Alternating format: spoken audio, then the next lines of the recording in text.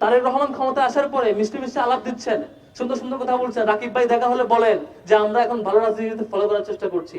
তাহলে এই যে আবার ছাত্রলীগের কায়দা ফলো করছেন, আবার ছাত্রলীগের সেই আওয়ামী কায়দার রাজনীতি ফলো করছেন, একটু সতর্ক হয়ে যান ভাই। আপনাদের সামনে আরো 15 বছর আন্দোলন করেছেন একসাথে, আপনাদের সবকিছু আমরা জানি আপনারা এর আগে কেমন ছিলেন, আমরা জানি আপনারা কেমন করে সন্ত্রাসী আচরণ করেন এবং এমন সন্ত্রাসীকে কেমন করে প্রতিহত করতে হয় সেটাও আমরা জানি। যে কায়দায় শিক্ষার্থীদের টুপের মুখে পড়ে ক্যাম্পাস ছাড়া হয়েছে, আপনাদের তার চেয়ে ভয়াবহ পরিণতি ভোগ করতে হতে পারে।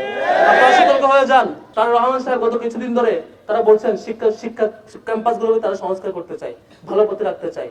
শিক্ষা মন্ত্রণালয়ের সব সম্মানিত মন্ত্রী, মাননীয় মন্ত্রী, তিনি বারবার বলছেন ক্যাম্পাসে ভালো পরিবেশ আনতে চায়। যদি আপনাদের দলীয় গুন্ডা বাহিনীকে নিয়ন্ত্রণ না করেন আর এইভাবে সন্ত্রাস আর চাঁদাবাজ আর লুণ্ঠনে ব্যস্ত রাখেন, শিক্ষার ক্যাম্পাস, এই সুন্দর ক্যাম্পাস কখনো ফিরে আনতে পারবেন না।